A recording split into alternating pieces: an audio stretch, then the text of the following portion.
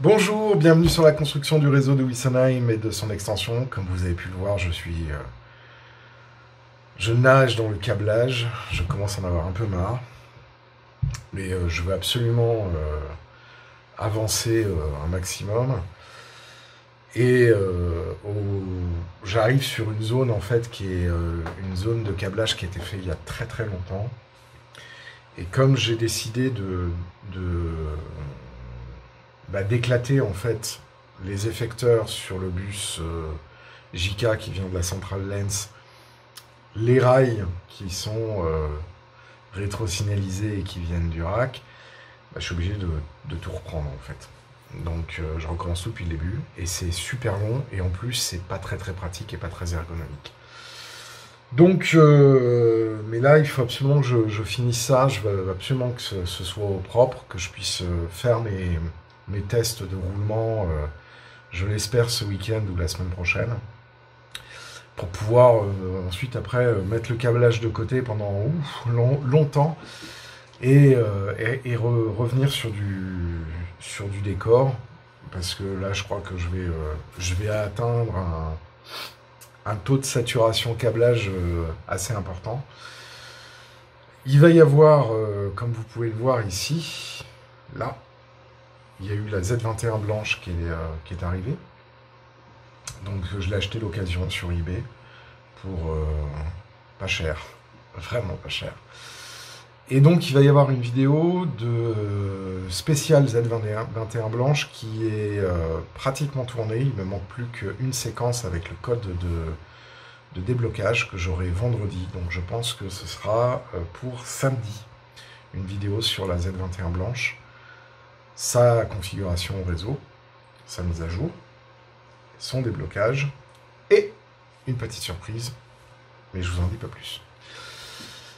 Donc du coup, là pour l'instant j'ai tout ce dont il me faut, mais maintenant il faut câbler. Donc c'est pour ça que je me mets sur le câblage. Donc je vais répondre un petit peu aux questions avant de continuer et de retourner à la tâche. Donc là j'ai monsieur Raviard, Marc, qui m'a posé une série de questions au sujet des zones rétro-signalisées et non rétro-signalisées. Alors en fait, pour le moment, l'objectif, c'est d'avoir le réseau qui soit rétro-signalisé au maximum. Sauf, soit les endroits qui ne sont pas encore construits, soit les endroits où je n'ai pas la priorité de les construire maintenant. Donc par exemple, la gare, les quais de gare, la gare marchandise qui est au-dessus de l'hélice nord n'est pas une priorité. Donc j'ai pas besoin pour l'instant de me préoccuper du câblage, ni de me préoccuper des modules de rétro-signalisation que de toute façon je n'ai pas. Donc ça, mais par contre c'est prévu. Donc là-dessus, pas de problème. Ensuite, après, il y a la question du grand dépôt vapeur qui est au-dessus de l'hélice sud, qui est de savoir si je vais le mettre en pilotage MFAO ou pas. Bon, j'ai un module de chez LDT pour gérer la plaque tournante Fleischmann en digital. Donc techniquement, je pourrais faire une gestion du réseau en digital. Mais c'est pas ma top priorité du moment en fait. D'une part parce que je ne sais pas quand j'aurai terminé tout ce qui est autour et qui n'est accessible que quand il n'y a pas le module de la plaque tournante et le module juste à côté. Donc pour l'instant, c'est pas non plus une priorité. Par contre, en ce qui concerne la mise en place de l'architecture des racks, il faut que je fasse comme si j'allais équiper le dépôt vapeur intégralement avec des contacts de rétro-signalisation et pilotable en MFO. Maintenant, ça ne veut pas dire que je vais le faire. Je n'ai pas encore décidé Parce que pour l'instant, c'est une partie du réseau qui n'est pas opérationnelle, qui n'est pas construite et qui n'est même pas encore raccordée sur des rails ou quoi que ce soit. Donc j'ai le temps, j'ai vraiment le temps de voir venir à ce niveau-là. Et donc le fait que je n'ai pas les modules, qu'en plus il y a une pénurie de modules, bah, pour l'instant, c'est pas grave. Là, j'ai suffisamment de modules pour remplir mes objectifs de l'année. C'est-à-dire avoir les trains qui circulent sur la partie supérieure visible du réseau. Une fois que j'aurai fini le raccord entre la tranchée de l'Escarbille et la voie entre guillemets panoramique et le tunnel des Canonniers, le réseau il sera fonctionnel. Il ne restera plus que le grill de la gare qui est au second plan et les quais de gare au-dessus et le dépôt. Et ça peut être fait dans un deuxième temps. Et vu comment s'appelle, le planning que j'ai prévu, bah, c'est pas grave si c'est pas fini à la fin de l'année, parce que j'ai tellement d'autres choses à faire que mon objectif vraiment c'est que les trains puissent rouler. Donc du coup j'ai 2 gares cachées qui peuvent alimenter le fait que les trains roulent. Donc c'est très bien. Pour l'instant, la partie circulante du réseau sera opérationnelle et c'est ça mon objectif. Donc ensuite, après, effectivement, on aura l'occasion de voir après si j'achète les 3 modules supplémentaires qui doivent aller dans le rack sud pour alimenter et rétro-signaliser la totalité du dépôt. Et voilà. Mais ça, c'est pas la top priorité. Et puis là, il me manque 3 modules sur le rack nord pour les quais de la gare et le grill. Donc là, c'est pareil. Bah, j'ai pas la top priorité de faire ça pour le moment, donc c'est pas trop grave. Donc voilà. Alors ensuite après, là où c'est un petit peu compliqué, et c'est pour ça que j'ai tout décablé hier et tout refait, c'est que justement tous les aiguillages, les commandes d'aiguillage seront gérées par Lens, par la LZV200. Tous. Que ce soit les Cobalt, que ce soit les SADEC ou que ce soit les SDEC, tout ça va être géré par la centrale Lens. Sauf que mon câblage historique faisait pas la différenciation avec les bus DCC. Moi, je me reprenais sur les rails, des fois je me reprenais... Ah bon, bref, c'est le bordel. Donc, je suis obligé de rationaliser tout ça. C'est pour ça que ça prend énormément de temps, que c'est très pénible.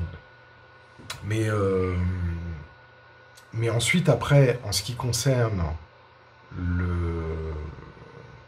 la gestion de la polarité du cœur, ça c'est indépendant en fait, puisque ce sont des commutateurs qui sont dans les moteurs MP1 quand c'est des MP1, dans les PL11 quand c'est des moteurs PECO, et puis les Cobalt, bah, ils gèrent la polarité sur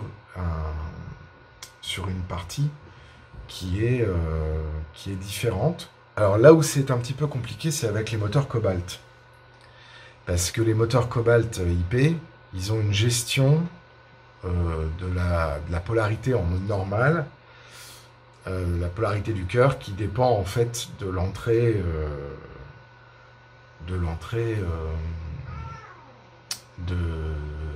de commande en fait du moteur. Alors, si on ne veut pas utiliser cette commande d'entrée, il faut utiliser le commutateur accessoire qui est juste à côté. Donc ça, il faudra que je regarde. Effectivement, il y a une petite subtilité avec les moteurs Cobalt IP. Bon, mais globalement, tous les effecteurs de voix sont gérés pour la commande avec Lens, et puis la commutation de la polarité de cœur est commutée par le contacteur qui est esclave en fait de ça. Voilà. Alors ensuite après, on m'a posé une autre question, donc il faut que je la retrouve, parce que dans les commentaires j'en ai eu pas mal.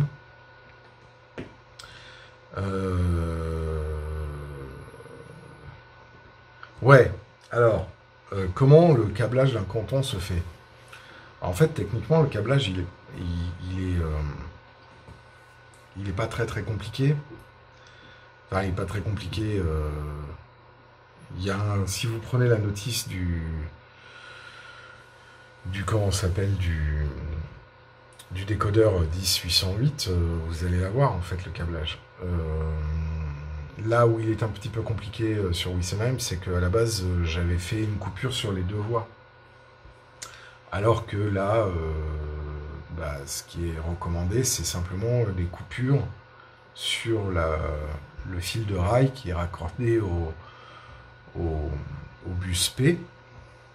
Donc P c'est la phase, N c'est le neutre. Et donc du coup chaque canton est en fait une coupure, est un tronçon de rail coupé entre deux aiguillages en gros. Donc voilà, et donc le contract de rétrosignalisation, il va du module 10808 à cette portion de rail, sachant que le neutre, lui, il fait un ring tout autour du réseau et il revient à la centrale. Le bus DCC peut être mis en deux configurations. Soit en mode ring, donc c'est-à-dire départ de la centrale, tour du réseau, retour de la centrale, soit en mode feeder, c'est-à-dire départ de la centrale, et puis il va mourir, et à ce moment-là, à la fin du feeder, c'est conseillé de mettre ce qu'on appelle un module de terminaison. Alors vous allez en trouver des modules de terminaison sur notamment le site de Miniature Passion, parce qu'il en vend, et c'est fait par Cobalt, pas par Cobalt, par DCC Concept, pardon. Et voilà, mais si vous le faites en mode ring, vous n'avez pas besoin de terminaison. Voilà. Puisque de toute façon, vous mettez en équipe potentielle tout le ring du réseau, et c'est ça l'objectif. Donc du coup, il n'y a pas de nécessité de mettre un terminateur sur le bus, sur le feeder. Ensuite, après, qu'est-ce que je compte faire une fois que le câblage est terminé? Commencer à m'amuser, déjà. Non, il va y avoir des vidéos sur la MFAO, puisque maintenant, une fois que les différents cantons seront connectés, il va falloir les connecter à Train Controller et commencer à configurer Train Controller pour déjà faire des marches à vue. Donc j'ai commencé à tourner une vidéo sur la MFAO qui devrait paraître soit ce week-end, soit début de la semaine prochaine, où je montre sur un TCO simple la connexion avec les modules. Je vous raconterai tout ça.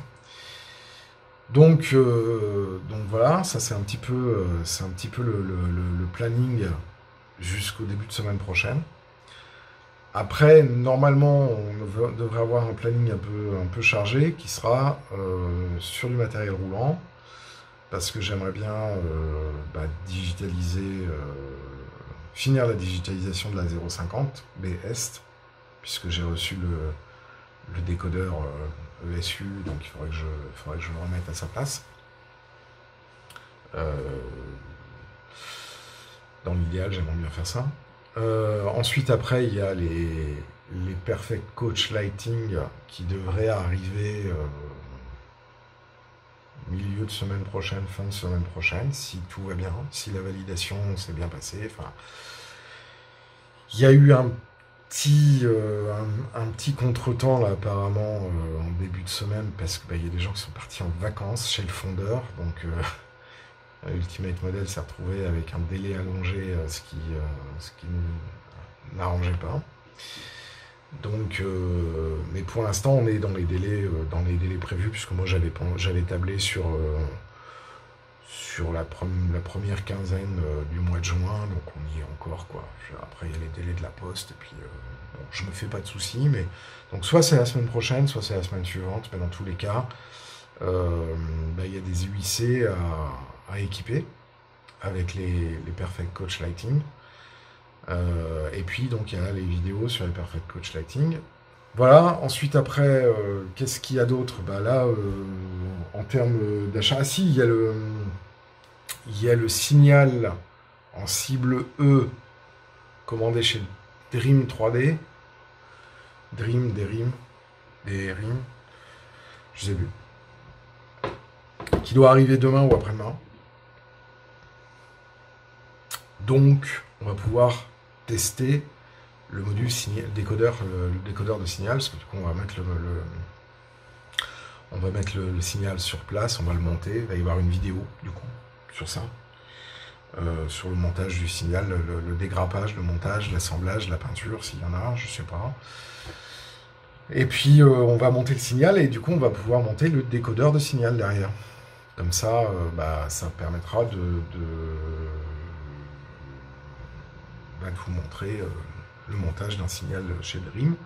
Et ça me permettra de commencer à introduire une vidéo ensuite après sur, donc ça sera la semaine prochaine je crois, sur le logiciel, enfin l'application sur smartphone Z21, et on va voir un petit peu le fonctionnement de ce logiciel. Et puis, du coup, la configuration du décodeur de signal dans le logiciel, dans l'application Z21 sur smartphone et tablette. Donc ça, il y a ça à faire. Et puis, ensuite, après, qu'est-ce que j'ai d'autre de prévu? Bah, du câblage.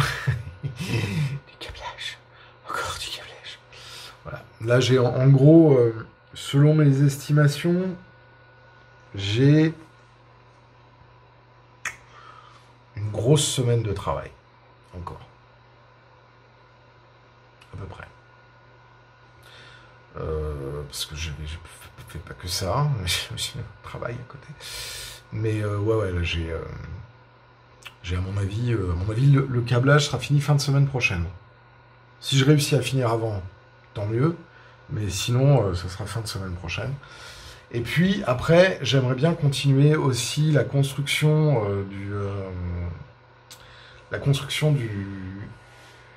du bâtiment viticole. Et puis, quand le temps le permettra, pouvoir continuer du décor. Là, pour l'instant, ça s'est un peu rafraîchi. Mais on va revenir sur des grosses chaleurs, donc j'en ferai peut-être un petit peu quand j'en aurai marre du câblage, parce que là, mais j'aimerais bien m'avancer sur le câblage. Voilà, donc c'était une petite vidéo où je vous parlais un petit peu des différentes choses qui vont arriver sur la chaîne de la construction du réseau de Witsenheim. Je vous souhaite à toutes et à tous une excellente journée. Si vous avez des questions, n'hésitez pas à la mettre dans l'espace commentaire, à vous abonner à la chaîne et à cliquer sur la cloche si ce n'est pas déjà fait. Et puis à nous mettre un petit pouce vers le haut pour flatter les algorithmes de YouTube. Et puis accessoirement, ça nous fait aussi très plaisir. Et moi, je vous dis à très bientôt pour la suite de la construction du réseau de Witsenheim et de son extension.